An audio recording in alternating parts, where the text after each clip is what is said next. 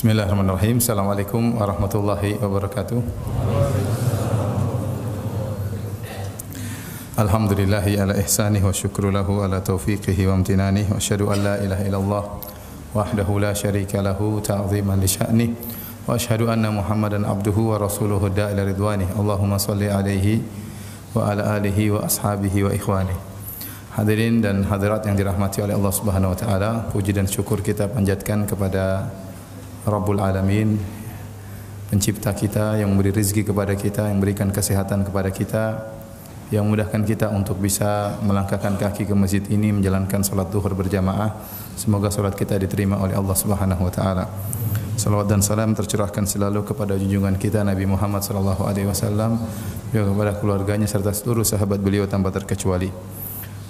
Pada kesempatan kali ini insyaallah kita akan mengangkat topik tentang pembatal-pembatal puasa kontemporer, ya. Karena kita tahu bahwasanya puasa adalah ibadah yang agung. Seorang berusaha menjaga puasanya agar dia meraih pahala yang sebanyak-banyaknya di sisi Allah Subhanahu wa taala, ya. Dan jangan sampai puasanya terbatalkan dengan pembatal-pembatal puasa, kecuali kalau karena uzur. Sebagaimana kita tahu keutamaan puasa, Rasulullah SAW bersabda, "Man shoma yauman fi sabilillah, ba'adallahu wajhahu 'anil nar sab'ina kharifan." Barang siapa yang berpuasa sehari di jalan Allah Subhanahu wa taala, itu berpuasa karena Allah Subhanahu wa taala, maka Allah akan jauhkan wajahnya dari neraka jahanam sejauh 70 tahun, ya. Ini menunjukkan seorang semakin berpuasa semakin terjauhkan dari neraka jahanam, semakin terdekat menuju ke surga Allah Subhanahu wa taala. Dan Rasulullah SAW bersabda, "Man shoma ramadhana imanan wa ihtisaban ghufira lahu ma taqaddama min dzambihi." Barang siapa yang berpuasa karena di bulan Ramadan karena penuh keimanan dan berharap, maka akan diampuni dosa-dosanya yang telah lalu, ya. Dan kita tahu juga bahwasanya di surga kata Nabi SAW, "Inna fil jannati baban yuqalu lahu Rayyan." Sungguhnya di surga ada pintu namanya pintu Rayyan, yadkhul minhu shaimuna yaumal qiyamah. Orang-orang yang puasa akan masuk surga melewati pintu tersebut, sebagaimana diriwayatkan oleh Imam Al-Bukhari dan juga Imam Muslim. Semoga Allah bisa masukkan kita melalui pintu Ar-Rayyan di surga kelak. Hadirin hadirat yang dirahmati oleh Allah Subhanahu wa taala, sebelum kita membahas tentang pembatal-pembatal kontemporer, ya, tentu kita perlu mengenal pembatal-pembatal puasa yang disepakati oleh para ulama yang sejak dulu dikenal dengan pembatal-pembatal puasa. Pembatal-pembatal puasa yang disepakati oleh para ulama ada 4, yaitu makan, minum, berhubungan dengan istri, dan haid atau nifas bagi wanita. Yang Allah sebutkan di antaranya dalam Al-Quran, kata Allah Subhanahu wa taala, "Uhilla lakum lailatas shiyamir rafathu ila nisaikum." Dihalalkan bagi kalian di malam hari untuk menggauli istri-istri kalian. Berarti kalau di siang hari tidak boleh, ya. Mafhumnya kalau dihalalkan di malam hari berarti di siang hari diharamkan. Sebagaimana juga Allah berfirman selanjutnya, "Fal ana bashiruhunna wabtagu ma kataballahu lakum." Sekarang di malam hari silakan kalian menggauli istri-istri kalian dan carilah rezeki yang Allah tetapkan bagi kalian. Wa kulu washrabu hatta yatabayyana lakumul khaytul abyadu minal khaytil aswadi minal fajr. Makanlah dan minumlah kalian sampai terbit fajar, sampai jelas benang putih dari benang hitam dari fajar.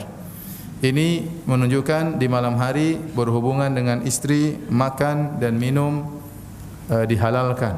Berarti kalau siang diharamkan, makanya setelah itu Allah berfirman, "Tsumma atimus siyama ilal lail." Kemudian sempurnakanlah puasa kalian di siang hari sampai terbenam matahari. Jadi 3 perkara ini adalah pembatal puasa dengan ijma' ulama. Kemudian pembatal yang keempat adalah yang berkaitan dengan haid dan nifas bagi wanita. Nabi sallallahu alaihi wasallam mengatakan, "Alaysa idza hadat la tusalli wa la tasum." Bukankah wanita jika haid maka dia tidak berpuasa dan juga tidak salat? Oleh karenanya wanita jika di tengah-tengah puasa kemudian datang haid, maka puasanya batal. Taib, hadirin dan hadirat yang dirahmati Allah Subhanahu wa taala, 4 perkara ini adalah 4 perkara yang membatalkan puasa yang disepakati oleh para ulama. Sebelum kita menyebutkan perkara-perkara yang diperselisihkan, Kita sebutkan dulu bahwasanya ada beberapa kaidah. Yang pertama, jika 3 pembatal pertama ya dilakukan tanpa sengaja, maka tidak membatalkan puasa. Berbeda dengan kalau haid. Haid sengaja enggak sengaja ya tetap saja haid ya. Kalau haid tetap saja batal puasa. Jika seorang wanita haid meskipun 1 detik sebelum terbenam matahari, maka puasanya batal. Ya. Tidak dikatakan sia-sia, tidak dikatakan tidak ada yang sia-sia di sisi Allah Subhanahu wa taala. Dia tetap mendapatkan pahala, tapi secara aturan syariat puasanya batal dan dia harus mengqadha di hari yang lain. Meskipun dia haid 1 detik sebelum adzan maghrib, berarti puasanya batal.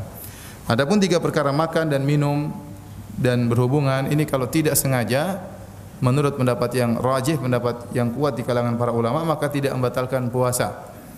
Karena Nabi sallallahu alaihi wasallam bersabda, "Man shama wa nasiya fa akala aw syariba falyutimma shaumahu fa inna ma at'amahu Allahu wa saqahu."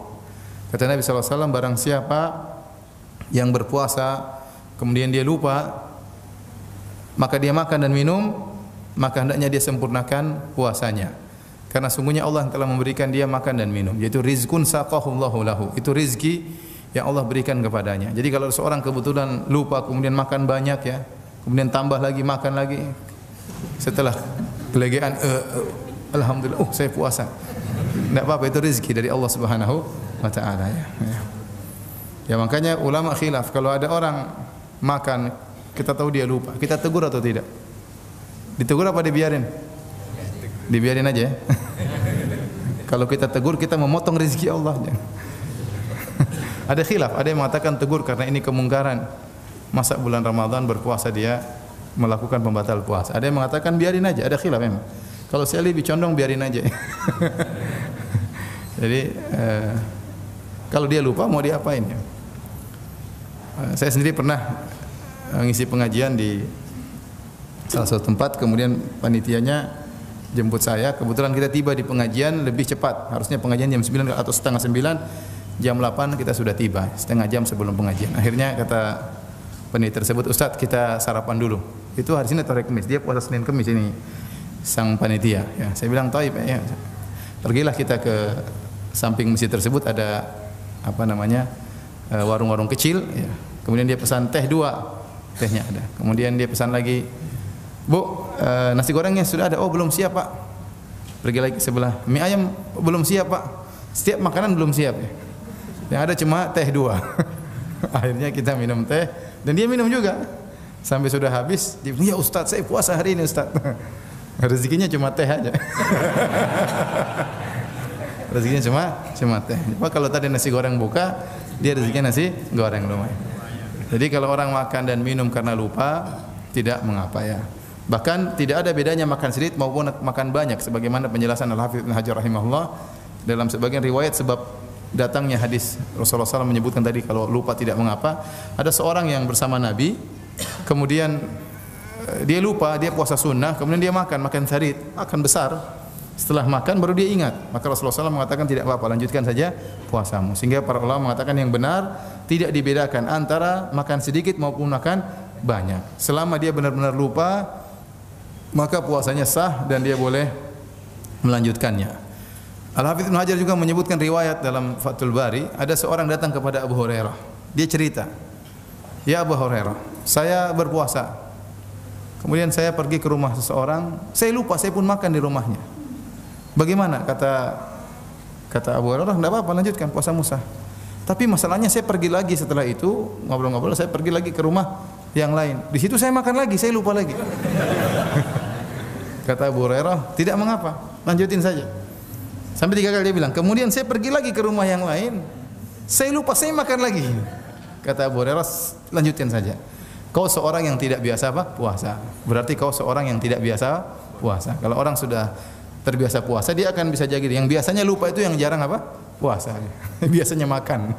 Kebetulan baru pertama kali puasa sunnah ya. Kadang-kadang ya itu seringnya lupa.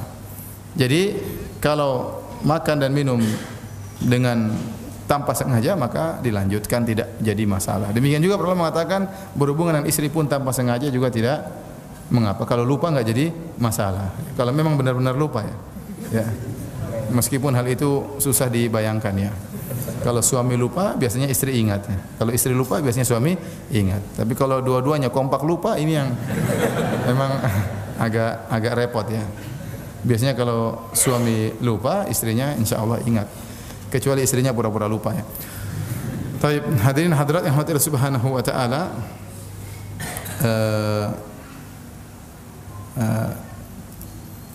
perkara berikutnya para ulama membahas tentang apa illah, apa sebab. Ya, karena kita sedang akan berbicara tentang pembatal-pembatal kontemporer, kita harus tahu dalil tentang pembatal-pembatal yang disepakati. Batal disepakati makan, minum, kemudian apa? Berhubungan. Ya, haid dan nifas tidak usah kita bahas karena itu tidak sudah jelas. Yang masalahnya tiga ini, makan, minum dan berhubungan dengan istri. Apa ilahnya? Apa sebabnya? Tiga perkara ini membatalkan puasa ya. Maka ada khilaf di kalangan para ulama ya. Tatkala berbicara tentang makan dan minum, berbicara juga tentang masalah jima ya. Contoh, kita bicara dulu masalah jima ya. Masalah jima ya. Apa ilahnya membatalkan puasa? Ada yang mengatakan ilahnya karena memang berhubungan. Jima yaitu berhubungan, seorang laki berhubungan dengan wanita di mana kemaluan masuk ke kemaluan ya. Tidak dikatakan jima kecuali idzal taqal khitanan, kecuali kalau telah bertemu dua tempat khitan ya. Laki khitannya di bagian bawah kepala zakar, disitulah tempat khitannya bertemu dengan tempat khitan wanita ya. Itu baru dikatakan jima. Kalau jima sesuai sah maka dikatakan jima, kalau tidak sah namanya zina. Namanya zina ya. Mereka mengatakan demikian lafal dalam hadis bahwasanya terjadi jima. Kemudian Allah mengatakan fal ana bashiruhunna, dan setiap pada malam hari silakan gauli istri-istri kalian. Maksudnya jima. Karena mubasyarah dalam Al-Qur'an maknanya jima. Contohnya seperti firman Allah Subhanahu wa taala, wala tubashiruhunna wa antum aakifuna fil masajid. Janganlah kalian menggauli istri-istri kalian tatkala kalian sedang iktikaf di masjid. Maksudnya kata para ulama, berjima dengan istri membatalkan apa? Iktikaf. Kalau seorang lagi iktikaf kemudian dia pulang mampir ke rumah berhubungan dengan istrinya, maka iktikafnya batal ya. Iktikafnya batal. Jadi mubasyarah artinya jima. Maka yang membatalkan puasa adalah jima saja. Selain jima maka tidak batal puasa. Ini pendapat sebagian ulama. Kita bicara sekarang masalah illah kenapa jima membatalkan puasa. Ya. Yang lain mengatakan yang membatalkan puasa adalah syahwat ya, adalah syahwat. Saya tanya sama antum, kalau seorang berjima dengan istrinya kemudian tidak keluar air mani, tidak ejakulasi, puasanya batal atau tidak? Kok ragu-ragu sih? Seorang berhubungan istrinya, terjadi penetrasi ya, terjadi ilaj dalam bahasa Arabnya, tapi tidak sampai ejakulasi ya. Puasanya batal atau tidak? Hah? Batal atau tidak? Yakin? Yakin ya, batal ya, meskipun tidak ejakulasi. Dari sini ada khilaf. Sebenarnya mengatakan selain jima ya, tidak membatalkan puasa meskipun ejakulasi. Oleh karenanya pendapat Zahiriyah mengatakan masturbasi tidak membatalkan puasa. Ini pendapat Zahiriyah. Mereka mengatakan tidak membatalkan puasa jika melakukan masturbasi. Ya, meskipun mungkin haram jika dia melakukannya onani sendiri maka haram, tapi puasanya tidak batal karena menurut mereka yang membatalkan cuma terjadi jima. Tapi pendapat empat mazhab mereka mengatakan yang dilarang illah dari pengharaman jima adalah syahwat. Ya, karena dalam hadis Rasulullah SAW mengatakan, Allah berfirman dalam hadis qudsi, yadha'u ta'amahu wa syarabahu wa syahwatahu min ajli. Dia meninggalkan makanannya, dia meninggalkan minumannya, dia meninggalkan syahwatnya karena aku. Kalau orang kemudian melakukan masturbasi sampai ejakulasi, itu syahwatnya sudah ditinggal apa dilampiaskan? Lampiaskan jelas ya.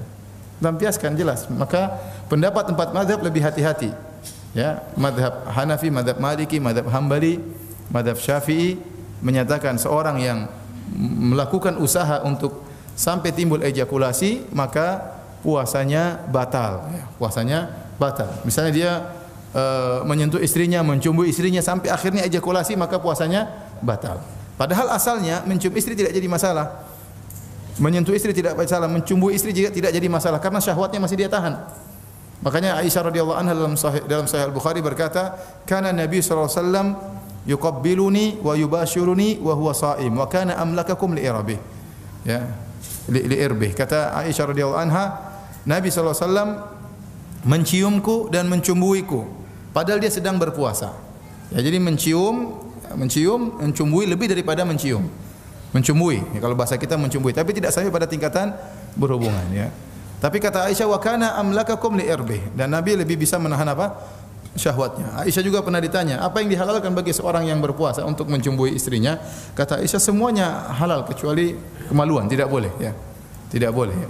Jadi ini dalil bahwasanya seorang mencium istrinya, mencumbui istrinya tidak membatalkan puasanya. Tetapi kalau sampai dia tidak bisa menahan syahwatnya sehingga akhirnya melakukan masturbasi atau yang lainnya sehingga ejakulasi, maka 4 mazhab mengatakan puasanya batal. Dan ini pendapat yang lebih kuat, ya. Apalagi dalam sebagian hadis syahwat bisa artinya mani, bisa artinya air mani. Sebagian dalam satu hadis Rasulullah SAW mengatakan wa fi buti ahadikum shadaqah. Engkau menggauli istrimu, ya, wa fi buti ahadikum artinya di kemaluanmu ada sedekah. Artinya kalau kau menggauli istrimu dengan niat karena Allah, kau dapat pahala karena kau bersedekah menyenangkan hati istrimu. Maka sahabat bertanya, "Ya Rasulullah, ayadha'u ahaduna syahwatahu wa lahu ajrun?" Ya Rasulullah, apakah salah seorang meletakkan syahwatnya di istrinya kemudian mendapatkan pahala? Ya, di sini maksudnya meletakkan air maninya di mana? Di istrinya. Jadi syahwat juga bisa artinya air mani. Oleh karenanya kalau seorang kemudian sengaja mengeluarkan air maninya dengan cara apapun, maka puasanya batal. Paham?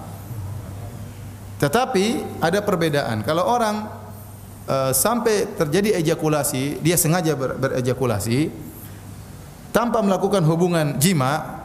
Saya ingatkan, jima tadi sudah kita jelaskan apa namanya definisinya, yaitu pertemuan dua tempat apa?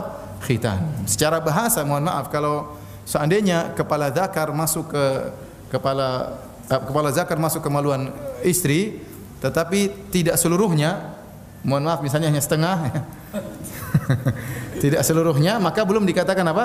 Jima.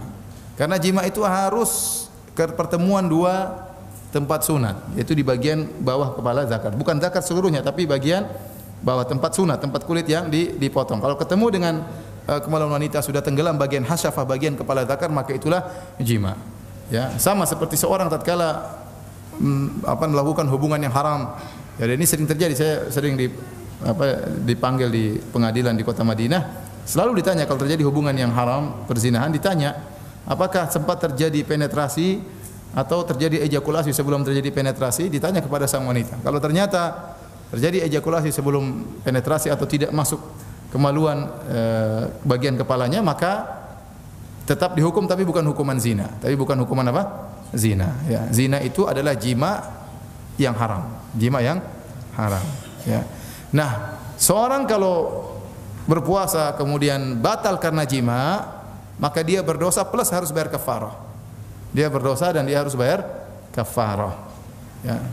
Sebagaimana dalam hadis yang masyhur dalam Sahih Bukhari dan yang lainnya, tatkala ada seorang datang menemui Nabi sallallahu alaihi wasallam kemudian berkata, "Ya Rasulullah, halaktu." Wahai Rasulullah, saya telah binasa. Dalam sebagian riwayat dia mengatakan, "Ya Rasulullah, ihtaraqtu." Ya Rasulullah, saya telah terbakar. Maka Rasulullah SAW bertanya, "Wa ma ahlakak?" Apa yang buat kau, apa yang telah membinasakan engkau? Apa yang buat kau binasa? Kata dia, "Asabtu imraati fi nahari Ramadan." Saya telah menggauli istri saya di siang hari bulan Ramadan. Orang ini menyesal dan dia tidak bisa menahan syahwatnya, akhirnya dia berhubungan dengan istrinya dan dia ingin cari jalan keluar, datang kepada Nabi. Apa masalahnya? Apa yang harus dia tempuh supaya bisa menghilangkan dosa-dosanya? Ya. Ini mengatakan, saya telah binasa, saya telah terbakar dengan dosa. Ya, maka Rasulullah SAW mengatakan, ya, hal tastati'u an tu'tika raqabah? Apa kau mampu untuk membebaskan budak?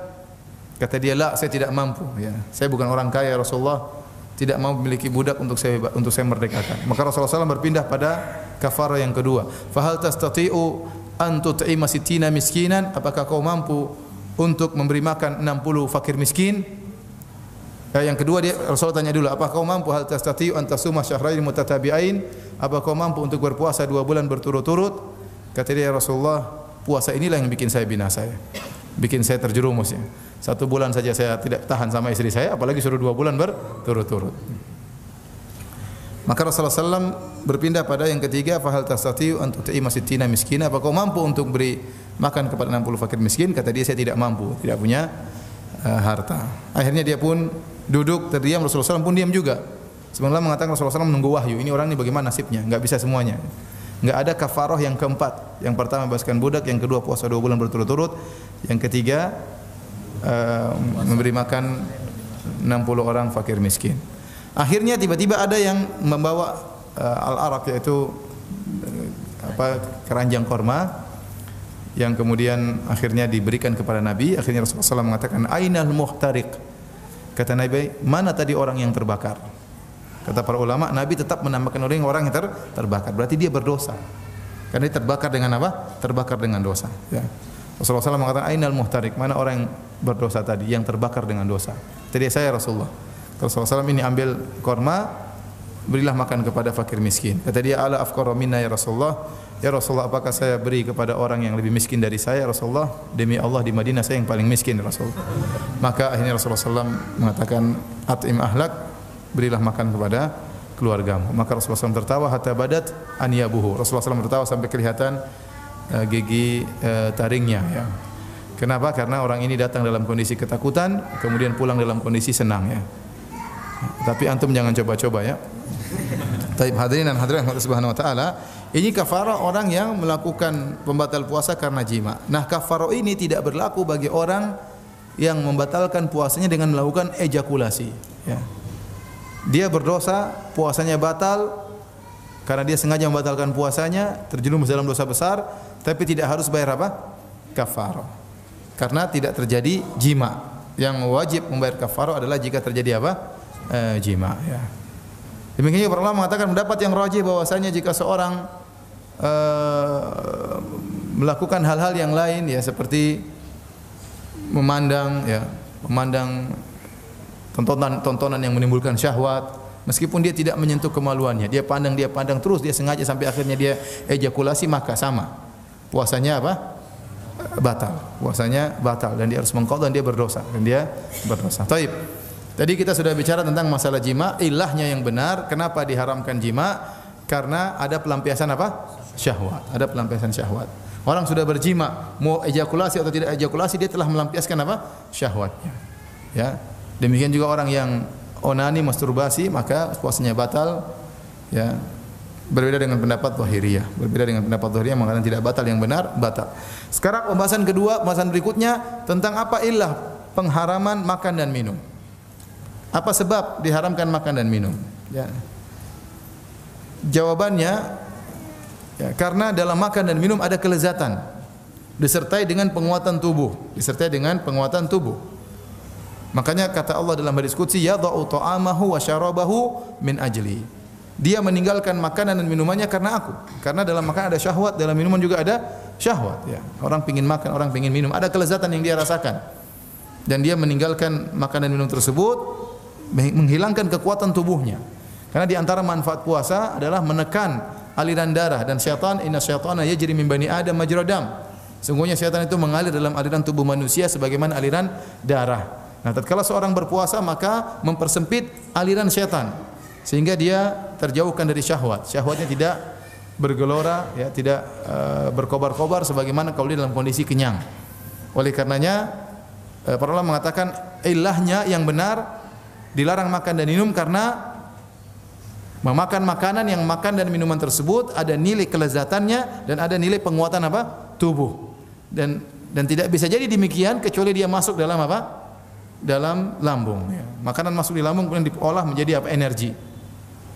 Kenapa saya sampaikan ini? Karena ada khilaf di kalangan para ulama tentang apa sebabnya kenapa makan minum diharamkan. Ada sebagian ulama mengatakan, pokoknya kalau masuk dalam lubang, ada beberapa pendapat. Ya. Kalau ada yang masuk dalam lubang tubuh, ya, maka membatalkan puasa. Ya. Apakah masuk melalui mulut, apakah masuk melalui perut, apakah masuk melalui belakang? Kalau masuk dalam rongga tubuh maka batal. Mereka yang membatalkan puasa adalah sesuatu yang asing masuk dalam anggota dalam rongga tubuh, dalam rongga tubuh. Ini pendapat sebagian ulama ya. Ya. Namun Allah alam bisawab, yang benar yang batalkan puasa, Allah menamakan yang batalkan puasa itu makan dan minum. Makan dan minum. Ya. Artinya kalau ada orang misalnya, taruhlah waktu dia puasa dia makan paku, batal enggak puasanya? Ini dibahas oleh para ulama. Kalau dia makan paku, batal puasa tidak? Tidak, kan itu bukan makanan, bukan juga apa? Minuman, tidak ada kelezatan di situ. Itu orang bahlul, orang goblok. Contohnya kuda lumbing puasa. Makan beling, batal enggak puasanya?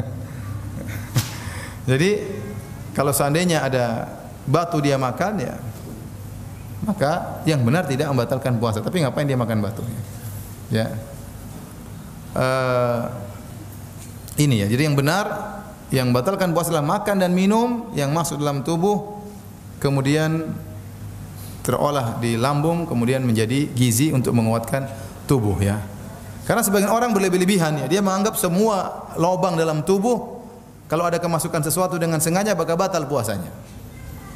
Semua lubang dalam tubuh. Kalau orang sampai ada yang mengatakan barang siapa yang berwudu kemudian dia barang siapa yang buang air besar kemudian dia cebok, dia masukkan jarinya di duburnya, batal puasanya. Kenapa? Karena ada yang masuk di duburnya, jarinya masuk. Jadi terus gimana? Dianjurkan kalau buang air di malam hari, jangan siang hari. Wah, repot seperti ini.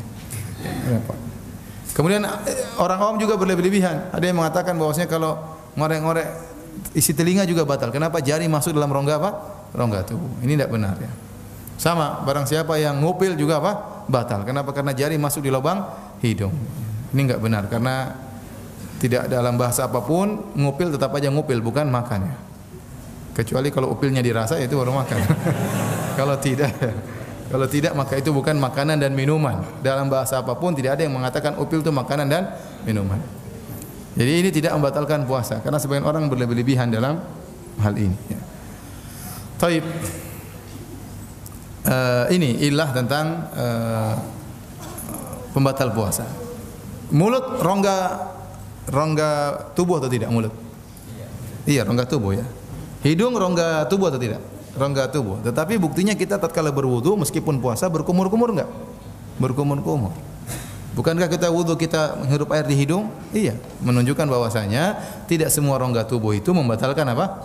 Puasa. Tetapi yang masuk sampai ke dalam lambung kemudian ditelan diserap oleh tubuh sehingga menjadi kekuatan yang masuk dalam energi dalam darah, maka itulah yang membatalkan puasa.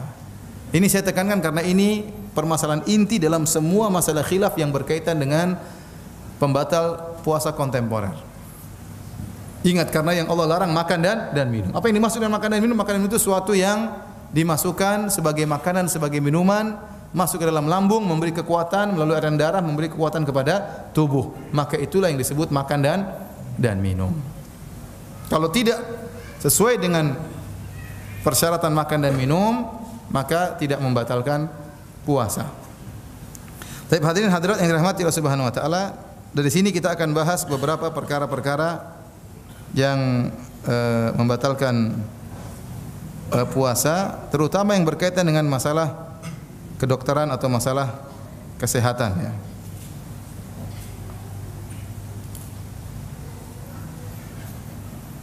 Yang pertama, beberapa perkara yang masuk lewat mulut ya, yang diperselisihkan oleh para ulama di zaman sekarang, ulama kontemporer. Permasalahan kontemporer yang diperselisihkan oleh para ulama kontemporer. Contohnya permasalahan bakhakhur rabu. Bakhakhur rabu itu maksudnya ini yang digunakan orang asma. Apa namanya bahasa Indonesianya? Hah? Inhaler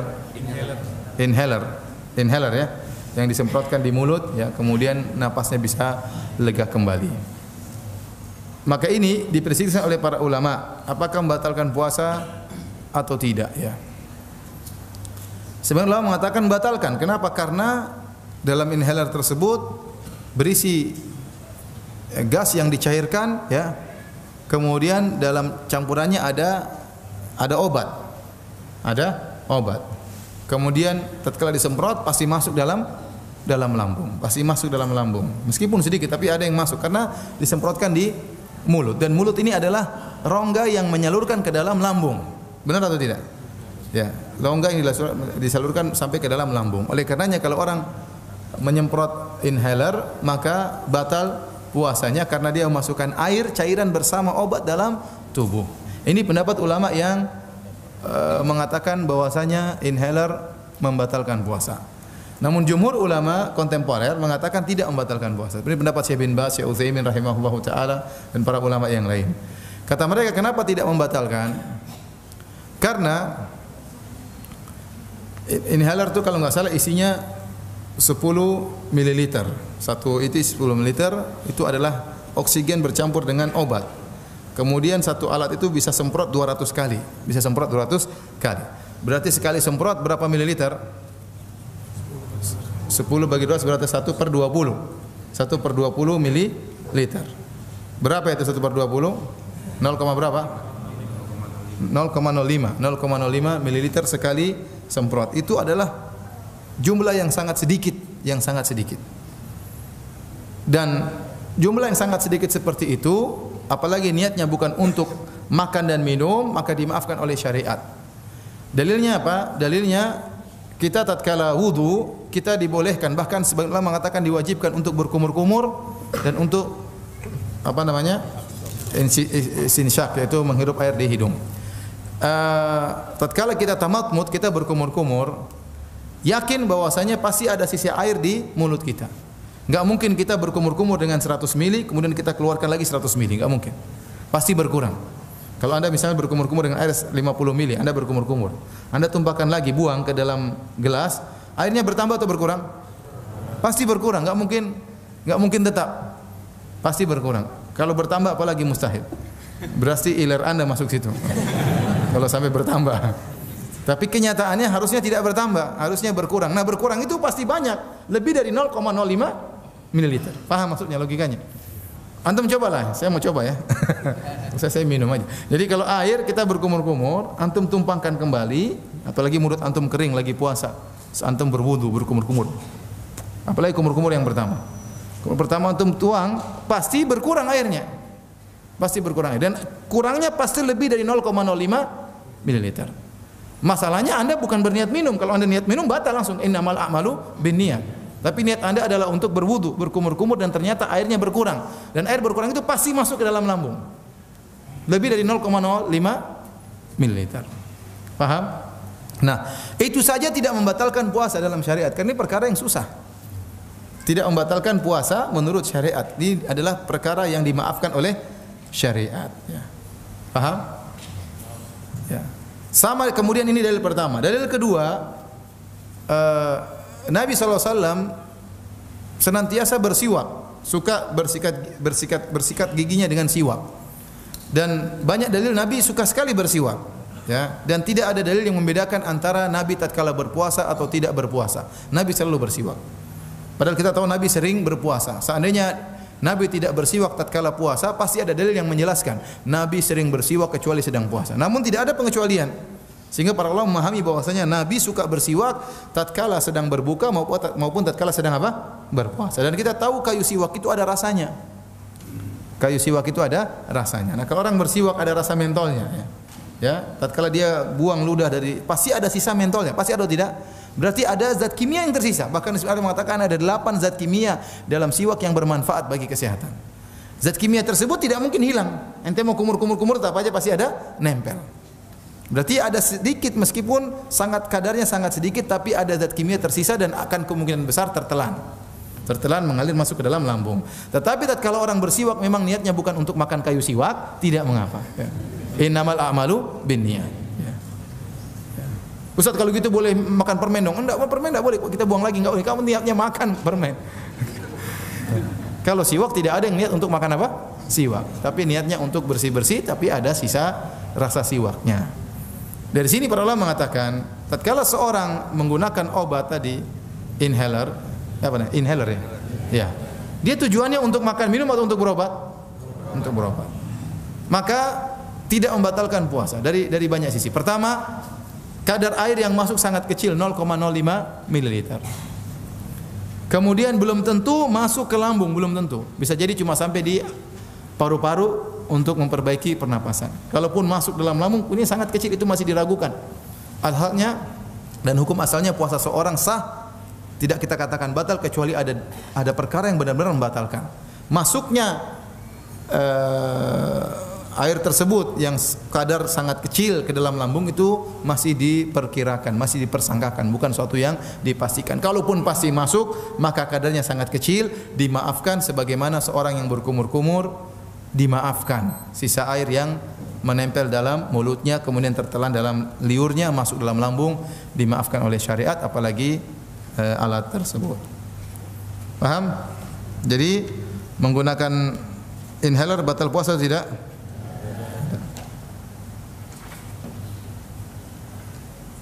Perkara kedua yang disebutkan oleh para ulama juga tentang masalah kesehatan adalah tablet yang digunakan oleh penderita jantung, yang kalau terserang dia maka meletakkan tablet tersebut di bawah lidahnya. Ya. Apakah itu membatalkan puasa atau tidak? Maka ada khilaf di kalangan para ulama. Ada yang mengatakan batal karena taruhnya di mana? Di mulut. Dan dia akan masuk dalam lambung. Ada yang mengatakan tidak batal. Kenapa tidak batal? Karena dia tidak masuk ke lambung, tapi dia langsung masuk di bawah ini, kemudian masuk di tidak tahu di mana, di pori-pori atau di saraf-saraf atau di sel-sel, langsung menuju ke jantung, bukan ke lambung. Ini obat ini arahnya tidak kemana? Ke lambung. Makanya kalau taruh di sini ya batal. Tapi taruhnya di bawah apa? Lidah. Dia mengarah kepada bagian tertentu yang langsung menjadikan aliran langsung menuju ke jantung. Wallahu alam. Siapa dokter di sini yang lebih paham? Ada dokter atau tidak? Ada yang dokter? Intinya kita lihat kalau memang larinya ke lambung, maka ini jumlah besar apa namanya? Obat tadi ya. Tapi kalau larinya ke jantung tanpa melewati lambung, maka tidak membatalkan apa? Puasa. Karena kita sepakat tidak semua yang diletakkan dalam mulut membatalkan puasa. Contohnya air yang kumur-kumur dalam mulut kita buang lagi ya, tidak membatalkan puasa. Demikian juga kalau suatu taruh di mulut ternyata tidak lari ke lambung tapi langsung lari ke jantung, maka itu tidak membatalkan puasa. Ini pendapat yang lebih kuat insyaallah taala. Taib, permasalahan berikutnya. Bagaimana tentang alat yang dimasukkan dalam mulut untuk apa namanya? Endoskop apa mikroskop atau apa yang dimasukkan dalam mulut? Untuk ngecek lambung dan macam-macam. Apa namanya? Endoskop ya. Apakah kalau seorang diperiksa kemudian dimasukkan endoskop dalam mulutnya kemudian sampai ke lambung membatalkan puasa atau tidak? Batal atau tidak? Tidak. Sekarang tidak semua ya. Batal atau tidak? Tidak. Kenapa tidak? Karena itu bukan apa? Makanan. Siapa juga makan endoskop? Enggak ada kelezatannya, itu bukan makanan ya. Dan tidak dicerna sama sekali oleh apa? Lambung. Ada khilaf tentunya. Tadi saya katakan ada pendapat yang mengatakan apa saja yang masuk dalam rongga tubuh, baik batu atau kerikil atau lalat yang salah masuk, terbang dan masuk, membatalkan puasa. Ada pendapat ulama, sebagian ulama seperti itu. Ada lalat orang bicara atau lalat batal puasanya. Ada batu ketelan batal ya. Ada yang mengatakan tidak, karena itu semua bukan apa? Makanan. Ya. Dan endoskop bukan apa? Makanan. Tetapi para ulama mengatakan seandainya endoskop tersebut untuk masuk dalam harus dikasih cairan supaya dia pelumas dan itu masuk dalam lambung, maka membatalkan apa? Puasa. Saya tidak tahu endoskop waktu dimasukkan harus pakai apa? Pelumas atau tidak? Kalau dipakai minyak untuk melapisi besinya atau alatnya tersebut sehingga masuk dalam lambung, campur, maka ini bisa membatalkan apa? Puasa. Taib, pembahasan berikutnya, kalau tadi semua pembahasan yang masuk lewat mulut, sekarang perkara-perkara yang masuk lewat hidung. Perkara-perkara yang masuk lewat hidung yang diperisikan oleh para ulama. Semua ini berkaitan dengan obat-obatan, Permasalahan pertama, berobat dengan menggunakan tetesan yang dimasukkan di hidung. Ya, biasanya satu tetes saja, kadang-kadang cuma satu tetes. Ya. Kalau seandainya 10 tetes ini batal jelas. Ya, karena Rasulullah SAW mengatakan dalam hadisnya, dalam hadis Lakid bin Sabrah, kata Rasulullah SAW, wa balik fil istinsyaq illa an takuna sha'iman. Kata Nabi, hendaknya kau tatkala berwudu bersungguh-sungguhlah untuk menghirup air, istinsyaq. Kecuali kau sedang puasa. Kalau kau sedang puasa jangan bersungguh-sungguh, khawatir bablas masuk. Nah, ini menunjukkan kalau seorang menghirup air kemudian dia telan maka puasanya batal. Karena kita tahu hidung dan mulut adalah dua saluran yang menyampaikan ke dalam apa? Lambung. Tidak ada yang ragu, hidung dan mulut adalah saluran yang bisa mengantarkan kepada lambung. Makanya Nabi melarang seorang tatkala berwudu, tatkala sedang puasa jangan terlalu kencang kata Nabi hirup airnya, khawatirnya kebablasan. Tapi kalau seorang sedang tidak puasa enggak jadi masalah. Kata Nabi hirup dengan dalam-dalam, ya. Nah, sekarang kalau ada pengobatan menggunakan tetesan air di hidung, obat. Satu tetes kanan, satu tetes kiri. Apakah puasanya batal atau tidak? Antum gimana? Batal atau tidak? Hah? Batal atau tidak? Ulama saja khilaf apalagi antum ya. Sebagian ulama mengatakan tidak batal. Kenapa? Kalau cuma satu tetes, dia tidak akan sampai ke lambung. Kenapa? Dia sudah terserap oleh selaput-selaput yang ada di sekitar apa? Hidung. Karena untuk sampai ke lambung jauh, dia harus naik dulu, kemudian berputar, masih kan jauh itu. Belum sampai ke lambung sudah habis. Paham? Yang jadi saya ingatkan tadi, yang menjadikan batal itu kalau sampai ke lambung. Karena kita sepakat yang masuk dalam rongga mulut, rongga hidung selama bisa dikeluarkan atau tidak sampai ke lambung tidak membatalkan puasa. Karena kita berkumur-kumur kita masukkan air dalam rongga mulut. Ternyata dimaafkan. Oleh karenanya mereka sebagian mengatakan yang kalau cuma satu tetes maka tidak sampai ke lambung karena dia melalui perjalanan yang jauh dan dia sudah terserap oleh selaput-selaput hidung, kemudian mungkin selaput yang lainnya sehingga sampai ke lambung sangat sedikit. Kalaupun sampai ke lambung ya itu tidak sampai ke lambung. Kalaupun sampai ke lambung maka sangat-sangat sedikit. Lebih sedikit daripada sisa air wudu, sisa kumur-kumur tatkala berwudu. Oleh karenanya dimaafkan karena niatnya bukan untuk minum dan makan. Memasukkan obat niatnya untuk apa? Berobat. Innamal a'malu binniyat. Niat sangat penting. Niat sangat penting. Tapi seandainya 10 tetes kemungkinan besar masuknya apa? Banyak. Ya, itu membatalkan. Tapi kalau sangat sedikit maka menurut sebagian ulama tidak membatalkan wudu. Kemudian perkara berikutnya yang juga masuk dalam melalui hidung. Gas oksigen. Kalau orang sakit hirup oksigen, batal puasa atau tidak? Ya. Dia sakit kemudian harus butuh oksigen, taruh ini alat kemudian dihirup oksigennya. Puasanya batal atau tidak? Ya jelas tidak lah. Ente hirup udara juga tidak apa? Tidak batal apalagi apa? Apalagi oksigen murni. Ya. Ini udara campur-campur asap kendaraan saja tidak batal apalagi oksigen apa? Murni. Demikian juga masalah kalau tadi inhaler, kalau yang cuma hidung aja apa namanya? Yang dihirup buat pilek atau namanya? Fix inhaler ya. Bedanya apa dia? Namanya sama-sama inhaler. Yang tadi yang dimasukkan ke mulut namanya apa itu? Hah? Coba nama ilmiahnya apa? Ventolin. Ventolin ya. Ventolin kalau yang ini namanya inhaler. Namanya ventolin, namanya inhaler. Ya, kalau ventolin saja tidak membatalkan puasa apalagi cuma inhaler.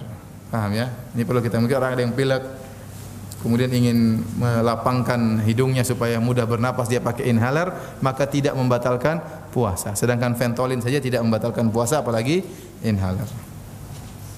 Baik, pembahasan berikutnya sesuatu yang dimasukkan lewat telinga. Pertama, pengobatan dengan memasukkan tetesan di telinga. Membatalkan puasa atau tidak? Tidak. Karena enggak ada yang makan lewat telinga. Ingat yang membatalkan makan dan minum. Dan tidak diketahui ada saluran dari telinga masuk ke dalam lambung. Tidak ada.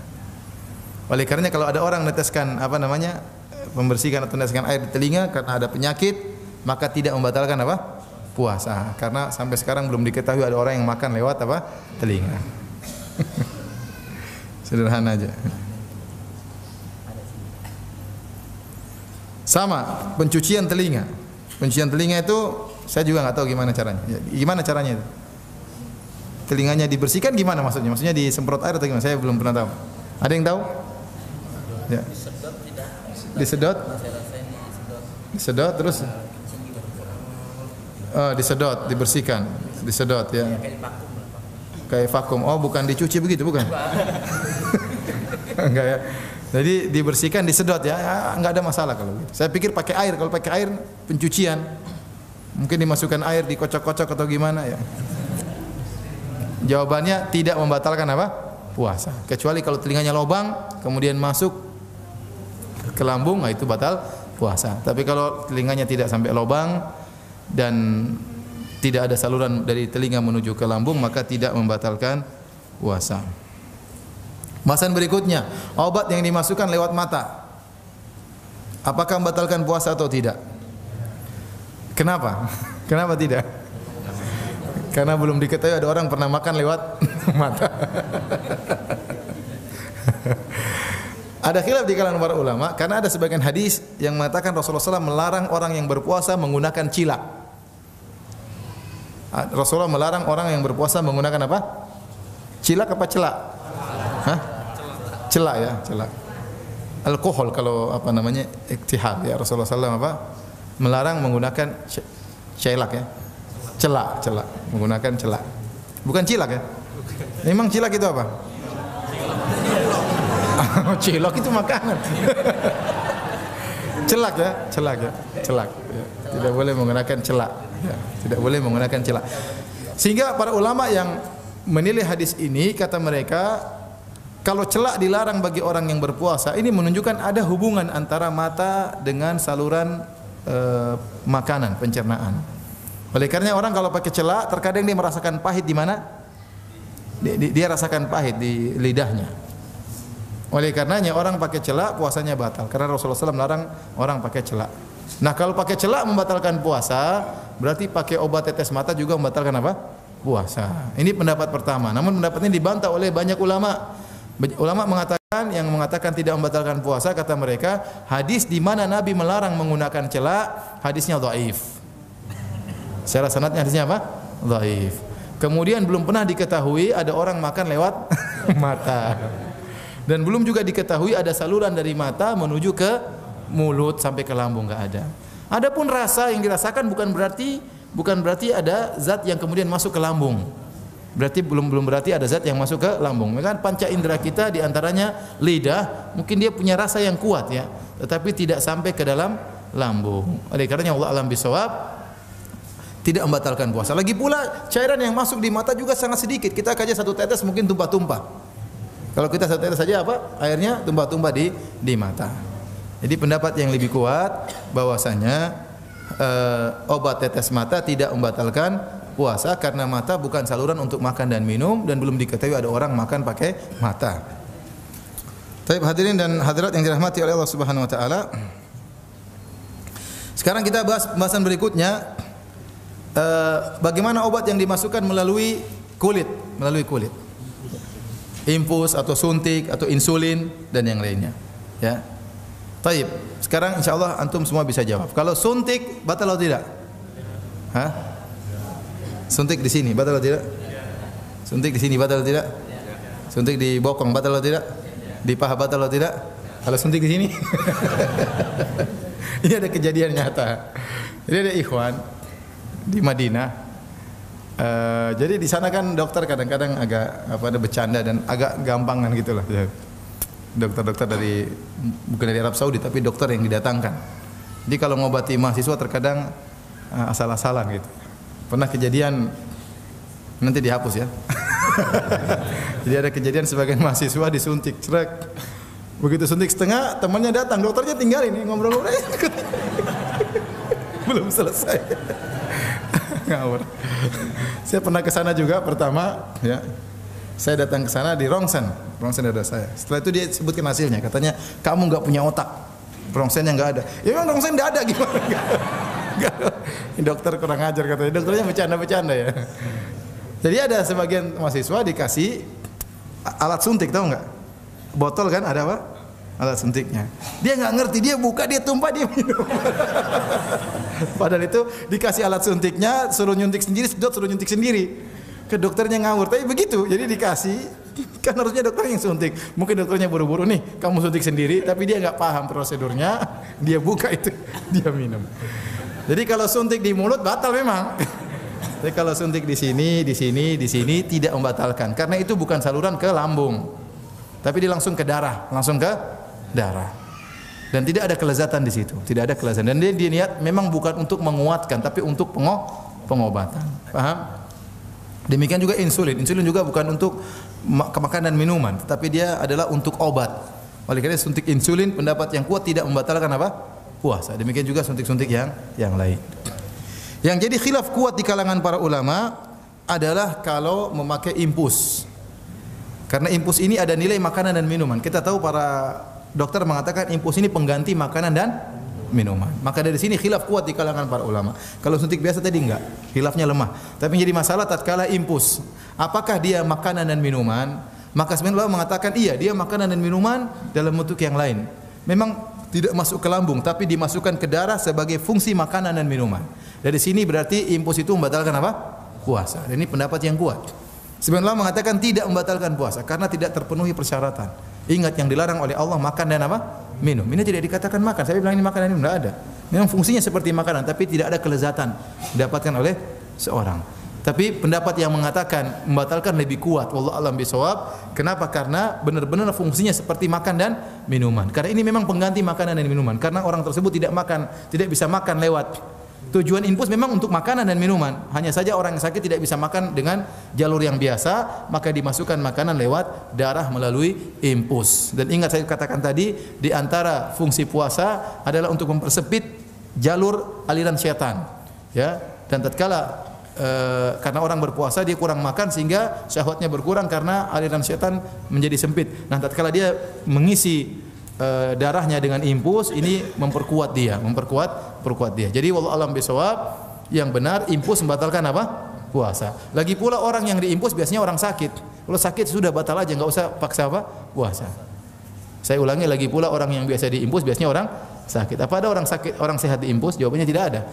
Orang yang diinfus biasanya orang yang sakit. Nah, kalau orang yang sakit dibolehkan untuk berbuka. Wa man kana minkum maridhan aw ala safarin fa iddatun min ayyamin ukhra. Barang siapa di antara kalian yang bersafar atau sakit, silakan berbuka. Ya, jadi pendapat yang kuat infus itu membatalkan puasa. Adapun kalau memakai dahanat, pakai minyak balsam, minyak kayu putih, batal puasa atau tidak? Ya, kalau pakainya di lidah ya batal. Tapi kalau pakainya di sini di enggak jadi batal. Ini semua bukan saluran makanan dan minuman, tidak sampai kepada lambung. Baik, hadirin dan hadirat yang dirahmati Allah Subhanahu wa taala, masih banyak pembahasan tapi terakhir aja saya sampaikan masalah mengambil darah. Mengambil apa? Darah. Ya, donor darah membatalkan puasa atau tidak. Ya, pembahasan ini juga pembahasan yang khilaf yang sangat kuat di kalangan para ulama.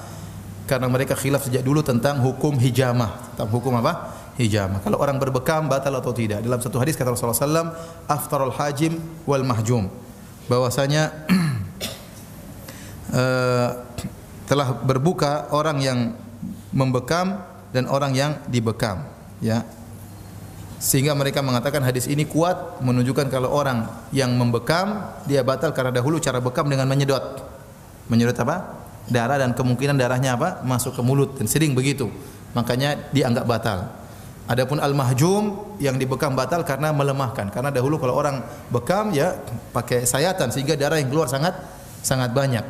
Sehingga membuat dia lemah, dan syariat menghalangi jangan sampai puasa bukan mematikan orang. Ya, tidak, karena tidak, tujuan puasa bukan buat orang semakin sakit. Tidak. Nah, kalau orang sudah hijamah paksa puasa khawatir dia sakit. Oleh karenanya orang yang dibekam puasanya batal. Puasanya batal. Ini pendapat sebagian ulama. Sebagian ulama mengatakan bahwasanya hadis itu mansukh.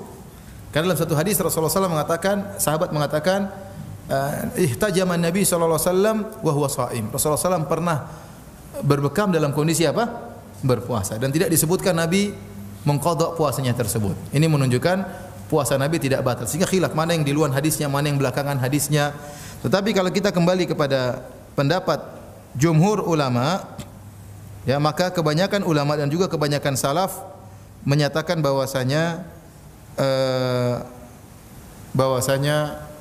berhijamah tidak membatalkan puasa. Sebagaimana dalam hadis Sabit Al-Bunani, dia bertanya kepada Anas. Sabit Al-Bunani bertanya kepada sahabat Anas bin Malik, "Akuntum takrahuna al-hijama lis-shaim?"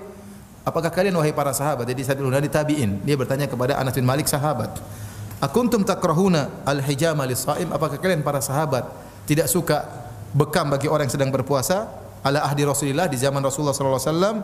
Qala la, kata Anas, la illa min ajli dha'f. Ya, illa min ajli dha'f, bahwasanya kami tidak suka kalau membuat lemah. Ya, artinya apa? Kalau sebabnya karena membuat lemah, ya. Kemudian juga dalam hadis Abu Sa'id Al-Khudri, jadi sebabnya karena masalah lemah. Karena hijamah membuat orang lemah dan mengkhawatirkan orang yang hijamah kalau puasa bertambah sakitnya. Hadis Abu Sa'id Al-Khudri, beliau berkata, rakhasa Rasulullah sallallahu alaihi wasallam lis-shaimi fil hijamah. Rasulullah SAW beri keringanan bagi orang yang berpuasa untuk berbekam. Para ulama berdalil dengan hadis ini, kata Abu Sa'id Al-Khudri, rakhasa, Rasulullah SAW beri keringanan bagi orang yang berpuasa untuk berbekam. Hadis ini mengisyaratkan bahwasanya hukum asal berbekam bagi orang berpuasa, hukum asalnya tidak boleh. Kemudian datang keringanan. Paham?